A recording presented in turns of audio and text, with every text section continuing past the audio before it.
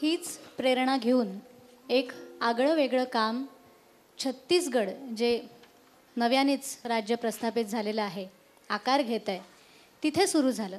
तिथला बस्तर हा एक भाग जंगलच म्हणायला पाहिजे खरं तर. आणि त्या जंगलाच्या काठावर गोडबोले दाम्पत्य राहतं. ही एवढी माहिती मला साधारण त्यांच्याबद्दल कळली होती. त्यांच्याबद्दल मग लेखातून अजून जाणून घेण्याचा मी प्रयत्न केला. बारसूर हे त्यांचं गाव, म्हणजे त्यांचं गावच ते म्हणायला पाहिजे, कारण इतकी वर्ष त्या तिथे राहत आहेत की ते तिथलेच होऊन गेली आहेत. मूळचे खरं तर डॉक्टर साहेब साताऱ्याचे आणि सुनीताताई पुण्याच्या, तरीसुद्धा आता त्यांचं गाव काय असं विचारलं तर बारसूर असंच ते सांगतील. इतकी वर्ष आता ते तिथे राहत आहेत आणि काम करत आहेत. तर वनवासी कल्याण आश्रमाच्या माध्यमातून गेली 26 वर्ष हे गोडबोले दाम्पत्य आदिवासींचं आरोग्य, कुपोषण, शिक्षण, संस्कृती, व्यसनमुक्ती आणि आत्मसन्मान या गोष्टींसाठी झटत आहे. तर जंगलातल्या आदिवासींसाठी आपण काम करूया, किंवा हे काम करताना त्यांच्यातूनच आरोग्यरक्षक निर्माण करूया. हा निर्णय तुमचा नेमका कधी झाला? म्हणजे असं कधी तुम्हाला वाटलं की अशा प्रकारचं काहीतरी काम आता आपण केलं पाहिजे? हां, मी सातारचा आहे आणि मला कधी वाटलं नव्हतं की मी आदिवासींसाठी आणि ते सुद्धा बस्तरमधल्या त्या भागात जाऊन काम करेन. ही मला तशी फार काही त्यावेळेला कल्पना आली नव्हती.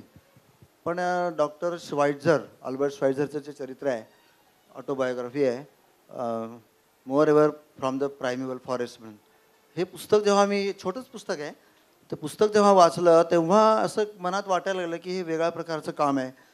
त्यानंतर मग मी विकास आमटे यांच्याकडे गेलो होतो. तिथं 2 दिवस राहिलो आणि मग त्यांनी मला सुचवलं की हे काम तुम्ही जे म्हणताय, हे मला कशाला तुम्हाला करायची इच्छा आहे, पण इतकं सोपं काम नाही आहे, हे जीवनभराची साधनं आहे आणि ही मोठी परीक्षा असते.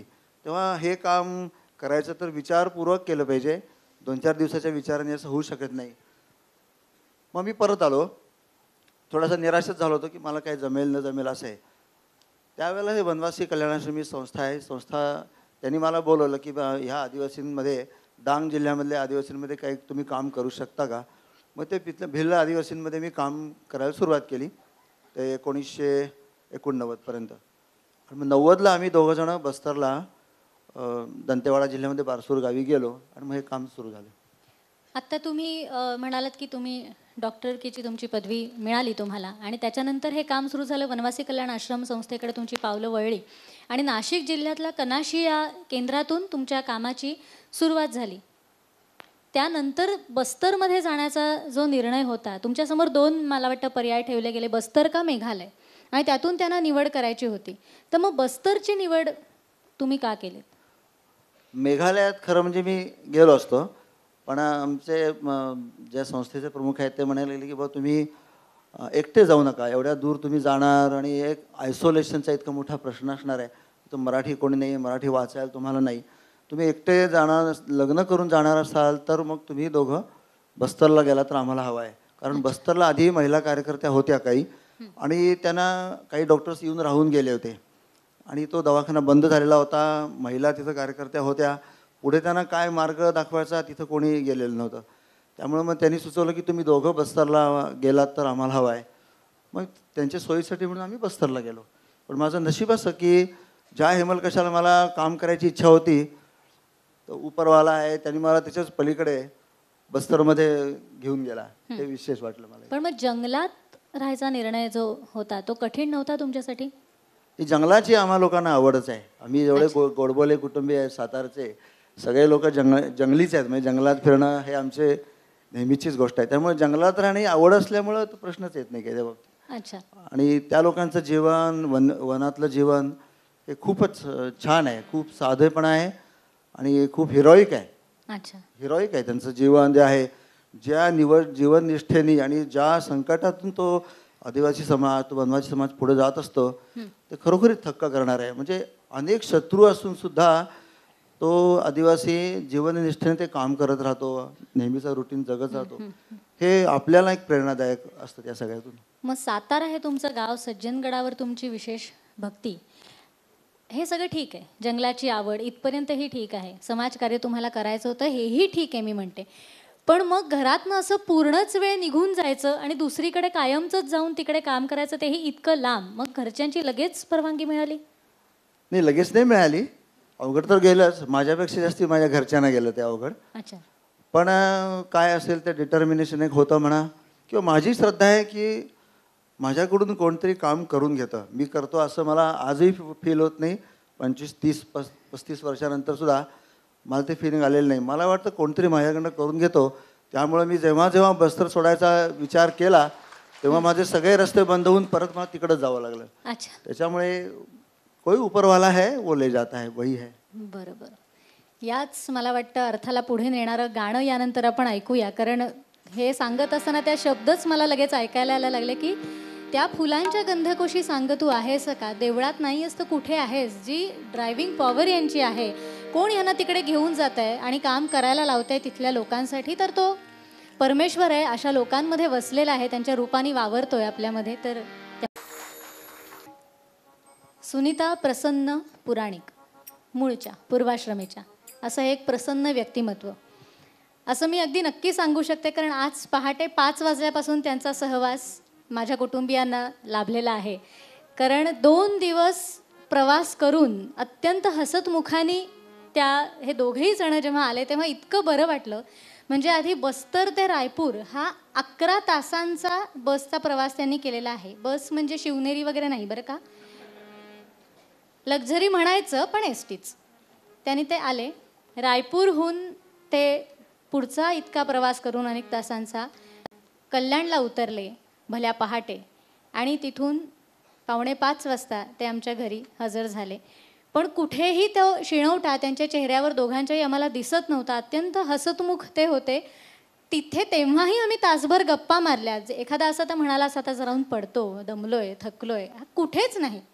तेव्हा त्यांनी 1-1.5 तास गप्पा मारल्या आणि त्यानंतर आम्ही इथे येईपर्यंत माझ्या अंदाजे अखंड बोलतच होतो की इतकं काम त्यांचं तिकडे आहे की ते इतक्या एका दिवसात मी समजून घेऊ शकले नाही, तर ते 1.25 तासात तुमच्यापर्यंत मी कसं पोहोचवणार आहे खरं तर हेच मला कळत नाही आहे. पण तरीसुद्धा हा एक प्रयत्न आहे माझा. तर तुम्ही MSW केलं, मग वनवासी कल्याण आश्रमाच्या कर्जत तालुक्यातल्या जांभिवली केंद्रात महिला संघटक म्हणून तुम्ही काम करत होतात. आणि हे सगळं चालू असताना तुमच्या लग्नाचा विषय निघाला अर्थातच. त्यातही तुमचे काही निकष होते. म्हणजे सर्वसामान्य मुलींचे असतात की हुशार पाहिजे, शिकलेला पाहिजे, पैसे भरपूर असले पाहिजेत, बंगला नाही निदान एखादा फ्लॅट तरी असला पाहिजे, गाडी असली पाहिजे वगैरे वगैरे. तुमच्या काय अपेक्षा होत्या हे मूळ. आणि मग त्या सगळ्या प्रक्रियेतून जाताना या वनवासात निघालेल्या रामाची तुम्ही निवड का केलीत? मी स्वतः अखिल भारतीय विद्यार्थी परिषदेचं महाविद्यालयीन जीवनापासून काम करते. करत होते. त्याच्यामुळे मला तो एक दृष्टिकोन होता की आपल्याला सामाजिक बांधिलकी जपली पाहिजे आयुष्यभर. आणि माझ्या दृष्टीने तो एक टर्निंग पॉईंटच म्हणला पाहिजे. कारण मी MSW झाल्यानंतर हा विचार केला की आपण अशा पद्धतीचं काम करू शकतो. अनेक संस्थांचे दाम्पत्य जीवनही मी बघितलेलं होतं आणि अनेक कार्यकर्तेही असे काम करताना, महिला कार्यकर्त्या बघितलेल्या होत्या. आणि त्यामुळे मला असं वाटलं की आपण असं काम करू शकतो. जीवनभर वगैरे अगदी लगेच ठरवलेलं नव्हतं अर्थातच, पण निदान काही वर्ष तरी आपण करून बघूया. आणि जर करायचं असेल तर असं वनवासी क्षेत्रामध्ये जाऊन काम करणं हा एक खूप आव्हानात्मक असेल असं मला वाटलं आणि म्हणून मी तो रस्ता निवडला. मग 3-4 वर्षे काम केल्यानंतर स्वाभाविकपणे घरातनं हे सगळे विषय सुरूच झाले लग्नाचे. मग त्यावेळेपर्यंत मला अनेक कार्यकर्त्यांची माहिती झालेली होती की लग्न करूनही ते अशा प्रकारचं काम करू शकतात. माझ्या घरच्यांना मी पटवायला सुरुवात केली की मी जर लग्न पण जर कार्यकर्त्याशीच केलं तर जास्त उपयोगाचं होईल, मलाही ते सुखदायी होईल. कारण मी जर अशा कुठल्या साधारण सांसारिक कल्पना असलेल्या घरामध्ये जर गेले तर माझा काय तिथे निभाव लागणार नाही. कारण मी मनापासून तिथे राहूच शकणार नाही. कारण साधारण संसार करणं हे माझ्या स्वतःच्या विचारात आणि स्वभावातही नव्हतं आणि नाही. त्याच्यामुळे मी तशाच पद्धतीने सुरुवात केली. अर्थातच घरच्यांचा झालाच प्रश्न की असा कार्यकर्ता आम्ही कुठे शोधायचा, मग तुझा तूच शोध. त्याच्यातही वर्ष 1.5 वर्ष निघून गेलं. मग आमच्या घरात सुदैवाने सगळ्याच म्हणजे माझे मामा दोन्ही, आणखीन मावश्या सगळे म्हणजे भाचरं भावंडं सगळीच संघाचं, राष्ट्रीय स्वयंसेवक संघाचं काम कुठल्या ना कुठल्या प्रकारे करतात प्रत्येक संस्थेमध्ये. आणि त्यामुळे घरात एकत्रित काही कार्यक्रम झाला की चर्चेचा विषय की सुनीताचं लग्न. म्हणून मग मामीनी आमच्या हे केलं, मामी आणि माझी मोठी बहीण, त्यांच्या डोक्यात हे आलं की ह्यांच्या कार्यकर्त्यांची, वरिष्ठ कार्यकर्ते जे असतात ते संपूर्ण महाराष्ट्रभर, काही जण भारतभर फिरत असतात, त्यामुळे ह्यांना कार्यकर्ता कोणी ना कोणीतरी मिळेलच असा. तर तुम्हीच शोधा आणि तुम्हाला ही तुमची कार्यकर्ते तुम्ही परत घ्या असं त्यांनी सांगितलं. त्याच्यानंतर मग आमची दोघांची आधी ओळख होती, पण आम्ही दोघांनी नाही, आमचं लग्न आमच्या अधिकाऱ्यांनी ठरवलं, कार्यकर्त्यांनी ठरवलं. बरं. म्हणजे तुमच्या कुटुंबाचाच एक भाग खरं तर आता म्हटलं पाहिजे त्यांना, म्हणजे हो. हां, एक्सटेंडेड फॅमिली. अगदी अगदी प्रश्नच नाही. मग हा नवा संसार तुम्ही थाटायचं ठरवलं, लग्न वगैरे झालं आणि अर्थातच लग्न झाल्यावर लगेचच तुम्ही बस्तरला जाणार होतात जंगलामध्ये राहायला. हो. तर मग तिथे जाताना बरोबर काय नेलं तुम्ही? म्हणजे तुमचा संसार काय होता, इथून काय घेऊन गेलात आणि कसा थाटलात तिकडे तुम्ही संसार? लग्न ठरवलं त्याच्यानंतर आमचे जे वरिष्ठ कार्यकर्ते होते त्यावेळेला, आता नाही आहेत ते, ऑर्गनायझिंग सेक्रेटरी आमच्या संस्थेचे भास्करराव कळंबी म्हणून, त्यांनी आम्हाला आग्रह केला होता की म्हणजे विशेषतः राम यांना की तुम्ही जाऊन एकदा ते तिथलं बघून या सगळं. तर आम्ही म्हटलं की बघायचं काय, आम्ही दोघांनी आधीच काम केलेलं आहे, आम्हाला माहिती आहे, एकदा काम करायला जायचं म्हटल्यानंतर आपण जायचंच आहे, जी काय परिस्थिती असेल ती. त्याने आग्रह केला की नाही तुम्ही आधी जाऊन बघून या, म्हणजे तुम्हाला त्या दृष्टीने इथून काही न्यायचं असेल तर नेता येईल वगैरे. तर मग हे गेले होते, यांनी बघितलं वगैरे, मग सांगितलं की आहे बऱ्यापैकी सगळं आहे, आपल्याला काही तशी गरज नाही काही न्यायची. ते माहिती असलं नसलं तरी आमचं ठरलेलंच होतं की आपल्याला कमीत कमी गोष्टीमध्ये तिथे राहायचं आहे. बरोबर. कारण तुम्हाला तिथल्या समाज जीवनाशी जर एकरूप व्हायचं असेल तर तुमची स्वतःची गरजच आधी कमी असली पाहिजे ना. बरोबर. आणि म्हणजे जेवढी आवश्यक तेवढीच गरज जर तुम्ही ठेवली तरच तुम्ही त्या समाजातल्या लोकांशी, त्यांच्या दुःखाशी एकरूप होऊ शकाल. तुम्ही तुमच्या जर आवडीनिवडी आणि हे सगळं घेऊन तिथे म्हणजे कुठल्याही कामामध्ये जरी गेलात तर ते काम तुम्ही मनापासून करूच नाही शकणार. बरोबर. त्यामुळे इथून जाताना माझ्याबरोबर लग्नामध्ये मुलीबरोबर जी एक बॅग असते ती आईनी, माझ्या बहिणींनी सगळ्यांनी आग्रह करून दिलेली होती. त्या बॅगेत काही कपडे, यांचं मुख्य म्हणजे आधी संपूर्ण मेडिकलच्या पुस्तकांचं एक लाकडी पेटी होती आणि माझ्या वडिलांची मिलिटरीच्या ह्याच्यातली ट्रंक, त्याच्यामध्ये काही कुकर, परात वगैरे असं भांडत की जी कुकर वगैरे तर मी आत्ता वापरायला लागले, अजून वापरलेलाच नव्हता, कारण आम्ही आश्रमातच जेवतो आणि तिथेच राहून मी त्यांच्या बरोबरच राहत असल्यामुळे माझा स्वयंपाक असं मी फार कमी करायचे. मग या सगळ्या ह्यांनी तुमच्या संसाराला सुरुवात झाली आणि तिकडे गेल्यावर जे तुमचं काम होतं, ज्याच्यासाठी तुम्ही गेला होतात की तिथल्या लोकांच्या आरोग्याचे प्रश्न सोडवणं, त्याच्यासाठी अर्थातच दवाखाना हवा, त्याची सुरुवात नेमकी मी दवाखान्याचा पहिला दिवस हा कसा होता? दवाखाना जेव्हा गेलो तेव्हा तिथल्या ज्या आधी ज्या मुली होत्या आश्रमात राहणाऱ्या, त्यांना मग खूप उत्साह वाटायला लागला की बुवा 2 वर्षापासून दवाखाना बंद होता आणि हे 2 जण आलेले आहेत. मग त्यांनी तो दवाखान्यामध्ये झोपडीच होती, त्यांनी मग सारवून काढली, सगळी साफसफाई केली, कोळिष्टकं काढून टाकली, मग ते पुसापुशी सगळे करून जसा तसा तो दवाखाना त्यांनी लावून दिला. मग जाऊन औषधं वगैरे आणून आम्ही आपलं सुरुवात केली. पण वर्षभर तर काही रिस्पॉन्स फारसा येतच नव्हता. त्यांनी गावागावात जाऊन सांगितलं होतं की दवाखाना सुरू झालेला आहे आणि आता तुम्ही येऊ शकता म्हणून, पण वर्षभर रिस्पॉन्स नाही. आणि जो आमचा हे जे सेंटर आहे हे अबुजमाडच्या बॉर्डरला आहे. अबुजमाड हा इंद्रावती आणि महाराष्ट्राची बॉर्डर, ह्याच्यामधला जो एक हिली रिजन आहे त्याचं अबुजमाड हे नाव आहे. आणि अबुजमाडमध्ये अबुजमाड या आदिवासी वेगळ्या जमात राहते त्या ठिकाणी. त्या लोकांसाठी हे सेंटर असल्यामुळं ते लोक येतात आणि ते काय असे येऊन दवाखान्यात तुम्ही आम्ही आलो आहे आणि आम्हाला काही मिळेल का वगैरे असं काही नाही आहे. ते अत्यंत अनौपचारिक पद्धतीनं येतात. ते येतात आणि झाडाखाली चूल चालू करतात पेटवून. डॉक्टर आहे की नाही बघायचं कारण नाही, चूल पेटून दिसायला लागलं की मग आपण बघायचं की जंगलात कुठल्या तरी झाडाखाली धूर पेटलाय, मग तिथं कोणतरी पेशंट आलेलं दिसतं, मग त्याला जाऊन विचारायचं आपण की बा तू कोणासाठी आलाय, हा पेशंट आलोय, त्याला घेऊन आलोय आम्ही, तर इलाज होईल का. मग आपण त्याला घेऊन यायचं दवाखान्यामध्ये आणि मग त्यांना इमिजिएट जी असेल ती ट्रीटमेंट द्यायची. नाव विचारण्याआधी आपण त्यांची तपासणी चालू करतो आणि आपण त्यांना पैसे कधी विचारत नाही की इतके पैसे तितके पैसे. आदिवासी कधीही पैशाला तुम्हाला बुडवणार नाहीत. म्हणजे 98% 95% आदिवासी पैशाला तुम्हाला कधीही बुडवणार नाहीत. ते 5-5 वर्षांनी तुम्हाला पैसे आणून देतात. अच्छा. तर त्यामुळे तो दवाखाना रिस्पॉन्स खूप चांगला मिळायला लागला आणि आपण त्यांना म्हणजे ॲडमिशनची मला परवानगी नव्हती, कोणालाही ॲडमिट करायचं नाही. पण तुम्ही काय म्हणणार, एवढ्या लांबून एक नवरा बायको आलेले आहेत, छोट्या मुलाला निमोनिया झालेला आहे आणि आम्ही म्हणायचं की औषधं घेऊन निघून जा, तो जाणार कुठे? मग तो दवाखान्यात येऊन राहतो, आपण त्यांची सोय करून देतो. 15 रुपयामध्ये आपण त्यांची 5 दिवसाची ट्रीटमेंट, इंजेक्शन, गोळ्या सगळं करून देतो. कमाल आहे, कमाल आहे. त्यामुळे त्याच्यामुळे लोकप्रियता खूप वाढली आणि लोक यायला लागली. हळूहळू मग रिस्पॉन्स खूप वाढला. अच्छा. पण असं त्याच्यानंतर ही लोक ओळख ठेवतात. म्हणजे काय आहे की एकतर तुम्ही या सगळ्या समाजापासून जिथे तुम्ही लहानाचे मोठे झालात ह्यातून तुटलायत, तिथे जाऊन राहिलायत, वेगळ्याच लोकांच्या आणि विचारांच्या लोकांमध्ये तुम्ही काम करताय. मग त्यांची भावना प्रदर्शित करण्याची पद्धत नेमकी कशी असते? म्हणजे आता एखाद्या रुग्णाला तुम्ही बरं केलं तर बाबा तो तुम्हाला धन्यवाद म्हणेल किंवा तुम्ही जाता येता दिसला तर तुमच्याशी येऊन बोलेल का नाहीच? म्हणजे कशी पद्धत असते त्यांची? नाही, तो अनौपचारिकता त्या समाजामध्ये नाहीच आहे. म्हणजे तो तुम्हाला धन्यवादही देणार नाही.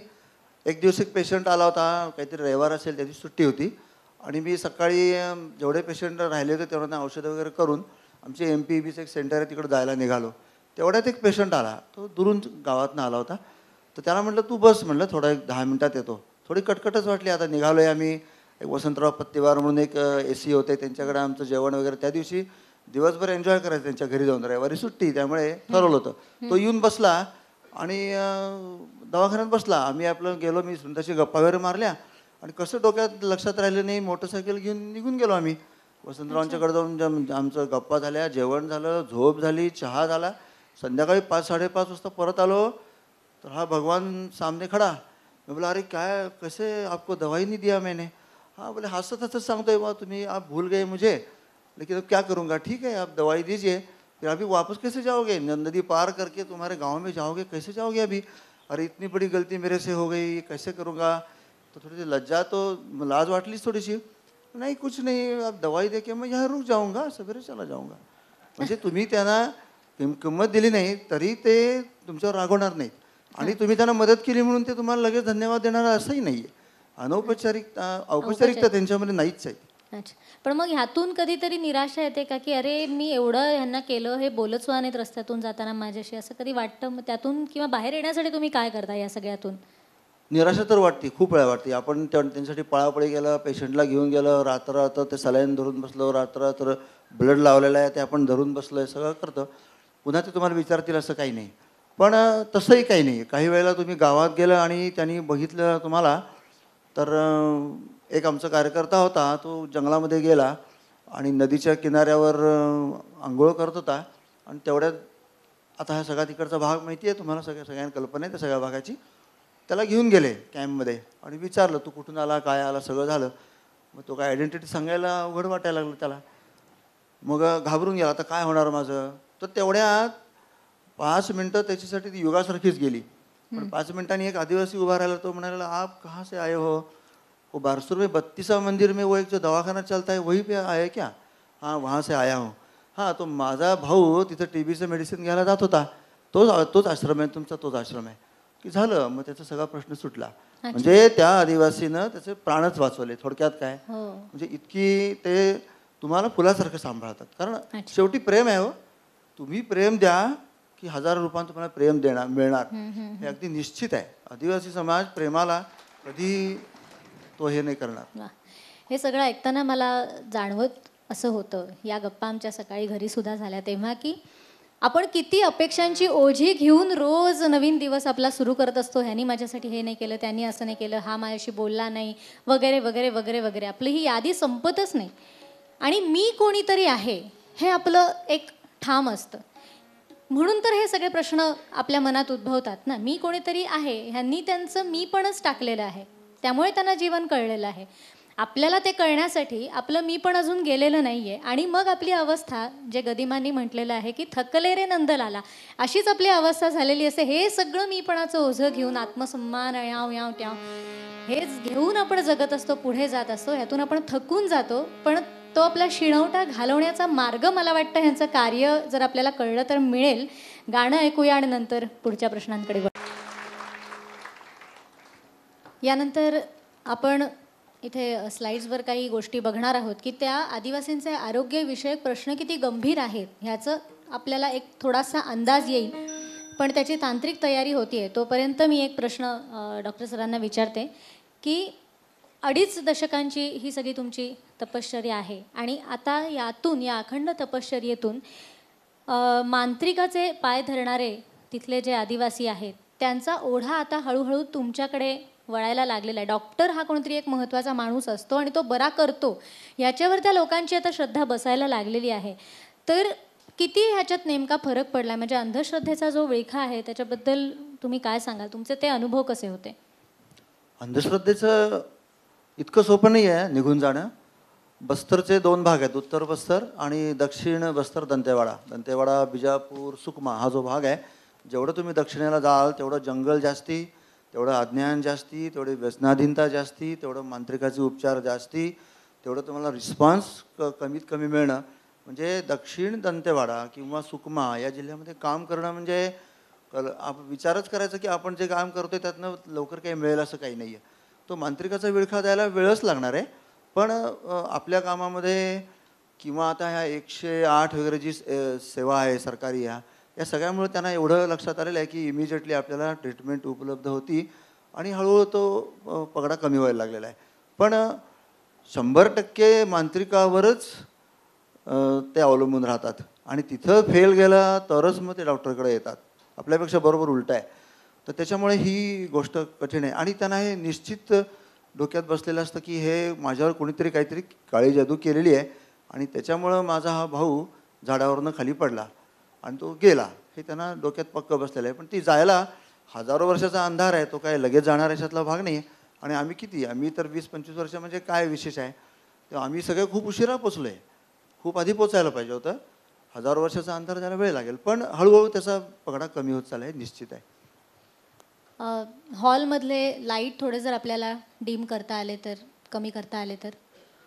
का तुम्हाला दिसतोय स्क्रीन सगळ्यांना व्यवस्थित? लाईट असून सुद्धा दिसतोय? ओके, ठीक आहे.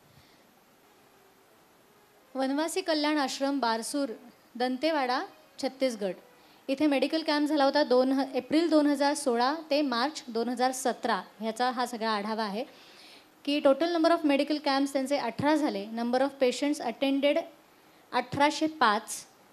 Cases fit for referral to hospitals 332. Cases followed upon by health workers 327. Number of patients who reached hospital 75. Total percentage of people who reach hospital हे फक्त 22%, 22.9. म्हणजे 332 लोकांना खरं तर त्यांनी रेफर केलं होतं हॉस्पिटलसाठी. 75 लोक गेली आणि त्यातल्या 22.9% लोकांवर इलाज झाले म्हणू शकू, किंवा त्यांचं परत आपल्याला कळलं काय झालं ते. आता हे सगळे तिकडचे काय लोक तिथलं जीवन जगतायत, कशी सफर होत आहेत. एक चाइल्डहूड ओबेसिटी आहे, माल न्यूट्रिशन आहे, त्याच्यानंतर ब्रेस्ट कॅन्सरचं प्रमाण खूप प्रमाणात वाढलेलं आहे. कॅन्सरच ओव्हरऑल तिकडे त्याचाही विळखा आता वाढत चाललेला आहे. फंगल इन्फेक्शन इन नेल्स आणि संधिवात, तसंच रक्तक्षय, ॲनिमिया आणि ॲक्सिडेंट बर्न्स, भाजणं आणि स्वतः डॉक्टर साहेब त्या आदिवासींना तपासताना. तर या सगळ्याचा आढावा मला वाटतं आता आपण घेऊया की काय प्रकारचे आरोग्यविषयक प्रश्न तिथल्या लोकांचे आहेत आणि तुम्ही कसं ते सगळं हँडल करता. सगळ्यात मोठं माल न्यूट्रिशन, ॲनिमिया हा प्रचंड आहे. जेनेटिकही आहे आणि आहारातनंही जो कुपोषण आहे तो सगळ्यात मोठा भाग आहे. जेनेटिक ह्याचा प्रॉब्लेम आहे. दुसरा मोठा आजार आहे मलेरिया. मलेरियाला ते लोक जसं आपण सर्दी समजतो तसं ते मलेरियाला समजतात. त्याच्यामुळे विशेष काही त्याची दखलच घेत नाहीत. पण हा फॅल्सिपेरम मलेरिया हा किलर मलेरिया आहे आणि त्याच्यातनं अनेक मृत्यू होतात. त्यामुळे आपण हे आरोग्य जागृती आणि या सगळ्या कार्यक्रमातून त्यांना पुन्हा पुन्हा आपण स्ट्रेस करतो की तुम्ही मच्छरदाणी लावलीच पाहिजे. तो हा मलेरिया खूप मोठ्या प्रमाणावर आहे, मालन्यूट्रिशन आहे. कॅन्सर वेगवेगळ्या प्रकारचे आता खूप व्हायला लागलेत, कारण हा गुटखा आणि हे पोगो म्हणजे तंबाखू आणि हे सगळे जो प्रकार आहे त्याच्यामुळं इंटिरियरला खूप कॅन्सरचे पेशंट तयार होतात. रुमॅटॉइड आर्थरायटिस त्या ठिकाणी एक स्लाईड आपण बघितली तर हा एक ऑटो इम्युन डिसीज आहे. तर ह्याचे हजारो पेशंट्स आहेत आणि त्यांना फिजिओथेरपी महत्त्वाची आहे. एक मेथोट्रिक्सेट म्हणून मेडिसिन असतं तेवढं देऊन फिजिओथेरपी, पण फिजिओथेरपी शिकवणार कोण त्यांना, कोण पोचणार एवढ्या 3-4 हजार गावांपर्यंत इंटिरियरमध्ये पोचणार कोण. त्यामुळे आपण आरोग्य सहाय्यक आता नवीन नवीन तयार करतो आहोत, आरोग्य रक्षक तयार करतो आहोत. तसं डेफनेस आहे, सर्दी झाली आणि सर्दीनंतर तो कान व्हायला आणि मग ते जे बहिरेपण आलं, ती कितीतरी मुलं आहेत त्या सगळ्यांची 8वी 9वी नंतर शाळा बंदच होऊन जाते. डेफनेसच्या खूप केसेस आहेत. पायामधनं जो पू येतो म्हणजे ऑस्टिओमायलायटिस म्हणतात, ऑस्टिओमायलायटिसच्या हजारो केसेस आहेत.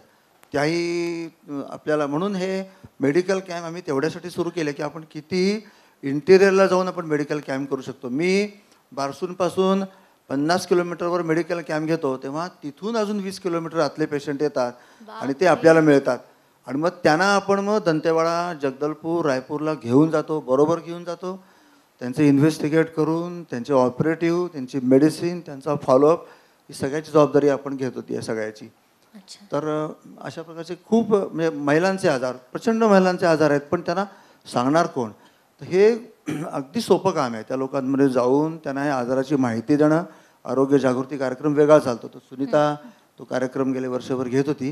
म्हणजे क्युरेटिव्हही आहे आणि प्रिव्हेंटिव्ह आहे. मेडिकल कॅम्पमध्ये आपण काय करतो की नुसता मेडिकल कॅम्प घेऊन सोडत नाही. मेडिकल कॅम्प घेतल्यानंतर आपण रिफरल त्याच्यातनं तयार करतो. 20-25% पेशंट रिफरलमध्ये येतात. त्यांना आपण योग्य ठिकाणी जाऊन त्यांची ट्रीटमेंट करून परत येतो. कारण माझी कल्पना अशी आहे, त्याच्यामध्ये मी आता 25-30 वर्षापासून काम केल्यामुळे, आदिवासी तुमच्यापाशी येतो तो सोल्युशन मागण्यासाठी येतो. त्याला परत जावा असं सरकारी डॉक्टर सांगू शकेल, इथं नाही होणार तिकडं जावा, इथे नाही होणार तिकडं घेऊन जावा, पण आपण तसं करत नाही. एक जी बाई होती ती बाई 6 मंथ प्रेग्नन्सी आणि तिनं नवऱ्याला डोलीतनं घालून ती घेऊन आली. तर सकाळी 5 वाजता चालत निघाली होती, संध्याकाळी 7 वाजता ती बारसूरला पोचली.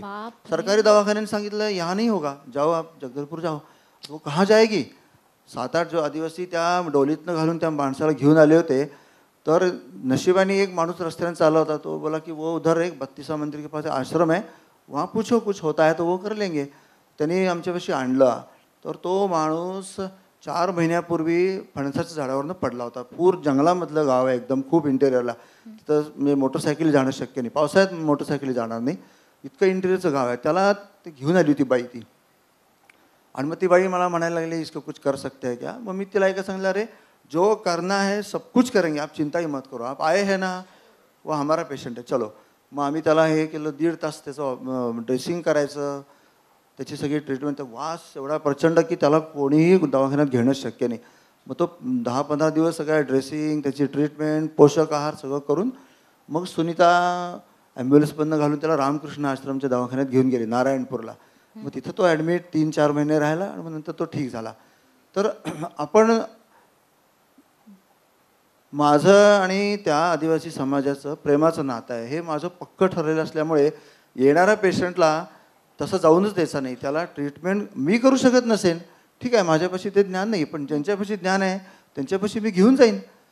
पण त्याला सोल्युशन मिळालं पाहिजे. तो सोल्युशन घेण्यासाठी तुमच्यापाशी आला आहे, तो परत जाण्यासाठी नाही आलेला. त्याच्यामुळे प्रत्येक पेशंटला सोल्युशन मिळालंच पाहिजे. तर ही क्वालिटी आपण त्या सगळ्यामध्ये जपतो कसंही करून. अजूनही काही स्लाइड्स आहेत त्याही बघणार. पण हे ऐकताना मला अजून एक आठवलं की तुम्ही उल्लेख केला होता की हे तुमचं जेव्हा काम सुरू झालं त्याच्यानंतर काही वर्षांनी तुमच्यापाशी ॲम्ब्युलन्स आली की ज्याच्यातून तुम्ही पेशंटला घालून कुठल्या आजूबाजूच्या गावात, हॉस्पिटलमध्ये, दवाखान्यात कुठेतरी नेण्याची काहीतरी सोय. पण मग त्यापूर्वी जर असं पेशंटना कुठे न्यायची वेळ आली तर तुम्ही कसं मॅनेज करायचं. ती STनं जायचं. त्यावेळेला प्रायव्हेटायझेशनही नव्हतं. साधारण मध्य प्रदेशची STची व्यवस्था होती. त्याच्यात एक गाडी जाणार, त्याच्यात तासभर आधी जाऊन जागा पकडायची. आदिवासी समोर बसला की त्याला मागं पाठवणं हे प्रत्येकाचंच ठरलेलं आहे. समजा तुम्ही तुमच्यापणी कोण नातेवाईक आला, तुम्हाला असं वाटायला लागतं की आपल्या नातेवाईकाला पुढे जागा मिळाली पाहिजे. तर तिथं आता मग तो कंडक्टर सगळे लोक बघायला लागतात. मग जो आदिवासी असेल त्याला उठायचं, आप उठो उठो पीछे जाओ, उठो पीछे जाओ. म्हणजे तो तासभर येऊन बसलाय जागेवर, तर त्याला उठून मागे पाठवायचा आणि त्यानं 2.5 तास उभं राहायचं जगदलपूरपर्यंत जाताना. हे आम्हाला लक्षात आल्यावर तो एकतर ते अस्वच्छता आहेच, त्याला काही आपण म्हणू शकत नाही. अस्वच्छता खूप असतात, त्यांना गॅस्ट्रोएन्टायटिस आहे, उलट्या होत असतात, अस्वच्छता असती, त्यातनं त्या पेशंटला घालायचा आणि तो जगदलपूरला नेल्यावर तिथल्या दवाखान्याची, सरकारी दवाखान्याची ट्रीटमेंट आहे ती एक वेगळीच आहे. म्हणजे त्याच्याकरता म्हणू नये, पण कित्येक वेळेला वाटतं की आपण एक नक्षलवादी होऊन एक काही गोळ्या उडवाव्यात, त्याच्याशिवाय काही खरं नाही. पण तसं आपण करत नाही, आपण त्यांनी ट्रीटमेंट करतो तिथे. पण हा एक मोठा ऑर्डियल आहे ते पेशंटला घेऊन जाणं. म्हणजे त्यातले काही प्रसंग असे आहेत की ते अंगावर काटा येणारच आहेत. आम्ही आता एवढ्या कमी याच्यात सांगू शकत नाही, पण फार भयंकर अनुभव असतात. मग त्यामुळं मग आम्ही शेवटी संस्थेला सांगितलं की आम्हाला ॲम्ब्युलन्स द्या, आदिवासी कुठलाही दवाखान्यात आम्ही घेऊन जाऊ, तो सन्मानानं जाईल. त्याची लाकडी फाटा आहे, त्याच्यापाशी भांडी घेऊन जाणार, हे सगळं त्याला आत घालता आलं पाहिजे गाडीमध्ये. मध्ये त्याला उलटी सुरू झाली, कोण त्याला बघणार? आपण गाडी थांबवतो, त्याला उलटी करायला लावतो, मग त्याला व्यवस्थित साफसफाई होऊन त्याला परत गाडीत घेतो. तर हा सन्मान त्याला जो मिळणं आहे, हा सन्मान देणं हे महत्त्वाचं आहे. हा सन्मान न मिळाल्यामुळेच हे सगळे प्रश्न उभे राहिलेत. आज एवढे सगळे जे प्रश्न आपण बघतो ते सन्मान न देण्यामुळे झालेले आहेत. आणि ही आपली ऐतिहासिक चूक आहे आपल्या शिकलेल्या समाजाची, ती आपण आता दुरुस्त केलीच पाहिजे. बरोबर आहे.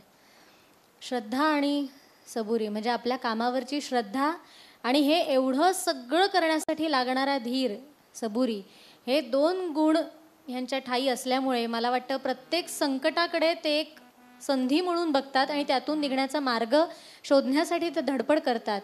आणि मग अर्थातच अशा ठिकाणी ही देवाची वसती असतेच की जिथे राबती हात तेथे हरी, असं आपण म्हटलेलं आहे. ते आपण सुरांमधून ऐकूया, त्याच्याकडे वळूया. तिथे जे कॅम्प्स घेतले जातात, वेगवेगळी शिबिरं जी घेतली जातात, त्याविषयीचे हे फोटो आहेत. तिथे सध्या डॉक्टर करमाळकर म्हणून कार्डिओलॉजिस्ट येतात आणि ते स्वतः हृदयरोगतज्ञ आहेत. ते तिथल्या लोकांवर उपचार करतात, त्यांना घेऊन जातात उपचारासाठी अजून काही ठिकाणी. त्याबद्दलही अर्थात आपण डॉक्टर सरांकडनं जाणून घेणार आहोत. त्याचे हे काही फोटोज आहेत. त्याच्यानंतर ECGचं मशीन वगैरे अशा काही सुविधा आता तिथे उपलब्ध झालेल्या आहेत, ते आहे. मुलांसाठीचा हा आरोग्यविषयक तिथे कॅम्प आहे, शिबिर आहे. स्वतः सुनीताताई आपल्याला तिथे दिसत आहेत, त्या सगळ्या मुलांच्या गराड्यामध्ये, आणि त्या एकेका मुलाला तिकडे समजून घेत आहेत त्याचे प्रॉब्लेम्स. त्याच्यानंतर हेल्थ अवेअरनेस प्रोग्राम आहे. म्हणजे आजारी पडल्यावर लोक त्यांच्याकडे येतातच, पण पडू नये म्हणून काय आता करायला पाहिजे ह्याच्यासाठी सुद्धा तिथे काम सुरू झालेलं आहे. की बायकांना शिकवत आहेत की स्वच्छता कशी पाळायची, पदार्थ कसे बनवायचे. म्हणजे उंदीर वगैरे सहज खाणारी लोक आहेत नाही, तर चांगले पदार्थ जे पोषक आहेत ते काय असतात आणि ते कसे करायचे हे त्यांना स्वतः सुनीताताई शिकवत आहेत. वेगवेगळे चार्ट्स आहेत आणि त्या सगळ्या मदतीने अच्छा, आपल्या शरीराविषयी ते समजावून सांगतात की शरीराची रचना कशी असते, कसं काम होतं आणि ते शरीर सांभाळण्यासाठी काय केलं पाहिजे, असा माझ्या अंदाजे तो विषय आहे. मितानिन म्हणजे त्यांच्या भाषेत मैत्रीण, जे गव्हर्नमेंटचं आशा वर्कर म्हणून आहे, तर त्याचंच हे एक प्रतिरूप आहे. सोशल अवेअरनेसच आहे. परत एकदा त्यांच्या म्हणजे सरकारी यंत्रणेच्या जोडीने आता अनेक शिबिरं स्वतः सुनीताताई घेत आहेत, त्याचे हे काही फोटोग्राफ्स आहेत. मितानिनचेच इव्हेंट्स, ॲक्टिव्हिटीज सगळ्या आहेत. स्टुडंट अवेअरनेस प्रोग्राम आहे. तसंच फक्त आरोग्यविषयक नाही तर शिक्षण हे सुद्धा तितकंच महत्त्वाचं आहे, जे या सगळ्यांना मिळालं पाहिजे मुलांना. त्याच्यासाठी सुद्धा आता हे दाम्पत्य तिकडे झटतं आहे. स्वतः शाळांमध्ये जाऊन ते अनेक विषय रंजक पद्धतीने शिकवतात की मुलांना त्याच्यामध्ये गोडी वाढेल. या सगळ्याविषयीच आता आपण जाणून घेणार आहोत.